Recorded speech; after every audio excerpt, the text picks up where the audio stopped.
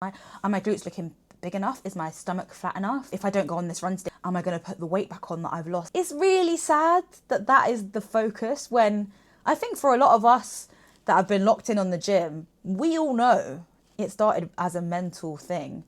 I had to go to the gym because if I didn't go, I could have had clinical depression if I did not go and exercise at 5 a.m. when I was bed rotting and could not move and was crying and couldn't even eat my favourite food.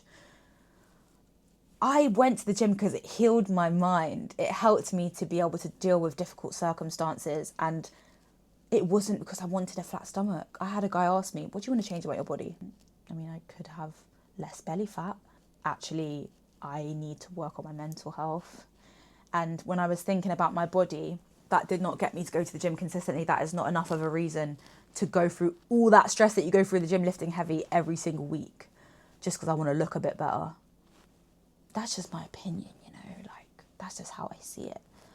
I think delayed gratification can only be enjoyed when you've got to a place in your mind where you're loving the discomfort of growth and you've decided that, I don't want to settle for average. I don't want to be average, mate.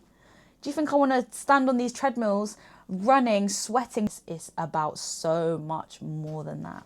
Your life is worth so much more than the way that you look. And don't get it twisted, I like to look good. I just got this new gym set from Gymshark. This gym set and this tracksuit, which I love it. And it makes me more excited to go to the gym, but that is not the be all and end all. And yes, people will eventually start saying to you, wow, you look great. Have you been working out? And that's fine. Who cares what people say? Block out the noise. Lock in, focus, yeah? Focus on you and who you are, your essence, and you becoming better. You need to work out. You need to get up and go to the gym when it's raining, there's a storm, when all you want to do is curl up in your sheets because it's 0 degrees outside. But you get yourself up, you pick up your feet, you go to the gym and you lift that weight right in the free weight section where all the men are, and you build confidence in yourself to go there because you're looking after and loving yourself, because you started to prioritize who you are as a person. Is where your mind is. When you're not consistent, you have to think, what is going wrong in my mind? I'm leaning into dopamine hits. I'm leaning into comfort. And that's why I can't be consistent. Not because I don't care enough about the way I look and I need to, lose some fat. I'm just going to be so real. You're going to be intense for a period and then you're going to fall off. Secondly, I see these videos where it's a very simplified explanation of the truth, where it's like, I thought getting in shape was about working out. And then they're like, but it's really about, and they show all their health and nutrition.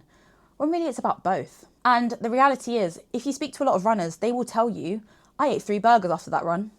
For me, I genuinely don't believe in being in a calorie deficit because the mindset of thinking in terms of restriction is not healthy. It's a restrictive way to live your life, okay? It's not nice. It's not enjoyable.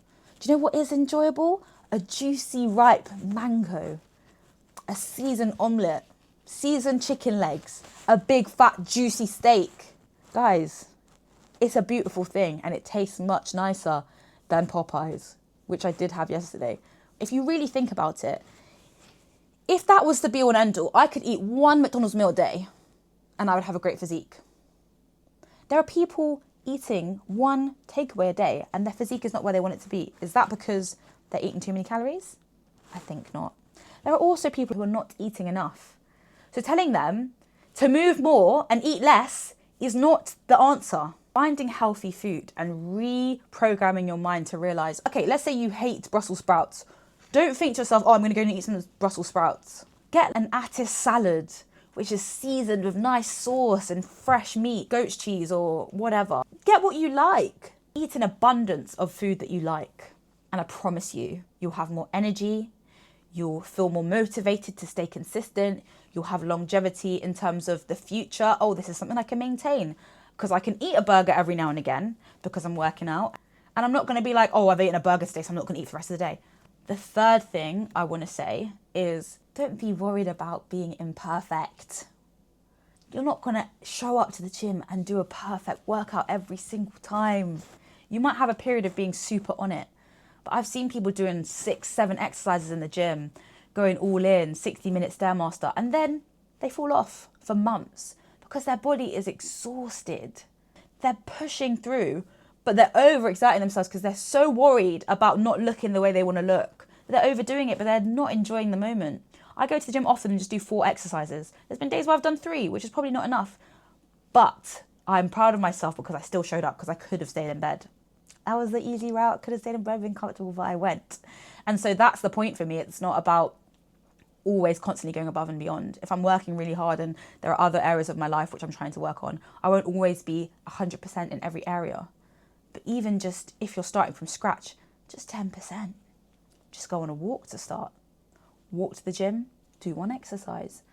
Then next time do 2. Next time do 3. Just little small movements in the direction of where you want to be.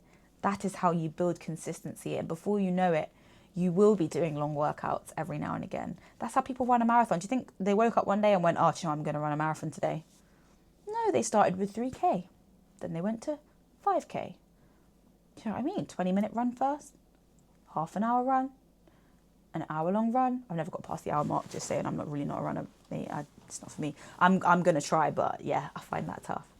But just incremental changes, building habits slowly that turn you into the person that you want to be, rather than you just trying to instantly change your entire life and then crashing and burning, which is what happens to a lot of people. The 4th thing I want to say, which for me is very unique to my journey and my training, which is that there's a lot of an obsession on ego lifting, improving how heavy you can lift. But I've noticed that a lot of men, for example, that lift super heavy, they don't look defined or like the physique that I personally would like. Muscular but low fat.